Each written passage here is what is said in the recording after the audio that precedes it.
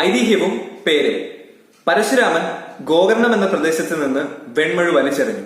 അത് കന്യാകുമാരിയിലെ കടലിൽ വീണു. ഗോകർണം മുതൽ കന്യാകുമാരി വരെയുള്ള പ്രദേശത്തെ കടൽ കരയായി മാറുകയും അങ്ങനെയാണ് കേരളം രൂപപ്പെട്ടത് എന്നാണ് ഐതിഹ്യം.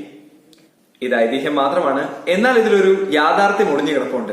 പണ്ടെപ്പോഴെങ്കിലും കടൽ മാറി കരയായി രൂപപ്പെട്ടതാകാം കേരളം. കിഴക്ക് പശ്ചിമഘട്ടം മുതൽ പടിഞ്ഞാറ് അറബിക്കടൽ വരെയുള്ള കേരളത്തിന്റെ ഭൂമിശാസ്ത്രത്തിന് വളരെയേറെ സവിശേഷതകളുണ്ട്. കേരളം എന്ന പേര് എങ്ങനെയാകാം ഉണ്ടായത്? പല അഭിപ്രായങ്ങൾ പണ്ഡിതന്മാർ പറയുന്നുണ്ട്. തെങ്ങ് എന്ന അർത്ഥം വരുന്ന കേരം എന്ന വാക്കിൽ നിന്നും അതോടൊപ്പം സ്ഥലം എന്ന അർത്ഥം വരുന്ന അളം എന്ന വാക്കും കൂടിച്ചേർന്നാണ് കേരളം എന്ന പേര് വന്നെന്ന് പറയപ്പെടുന്നുണ്ട്. കേരവൃക്ഷങ്ങൾ നിറഞ്ഞ സ്ഥലം എന്നതാണ് ഇതിന്റെ അർത്ഥം. അതോടൊപ്പം ചേരളം എന്ന വാക്കിൽ നിന്നാണ് കേരളം എന്ന പേരുണ്ടായെന്ന് പറയുന്നു. ചേരളം എന്ന് വെച്ചാൽ അർത്ഥമാക്കുന്നത് ഇങ്ങനെയാണ്: ചേർ, കൂടിച്ചേർന്നത് എന്നതാണ് അതിന്റെ അർത്ഥം. അതായത് കടൽ മാറി കരകൾ കൂടിച്ചേർന്നു എന്നതാണ് അത് അർത്ഥമാക്കുന്നത്. അതോടൊപ്പം തന്നെ ചേരവംശ രാജാക്കന്മാരിൽ നിന്നുമാണ് കേരളം എന്ന പേര് ഉണ്ടായതെന്ന് അഭിപ്രായപ്പെടുന്നുണ്ട്.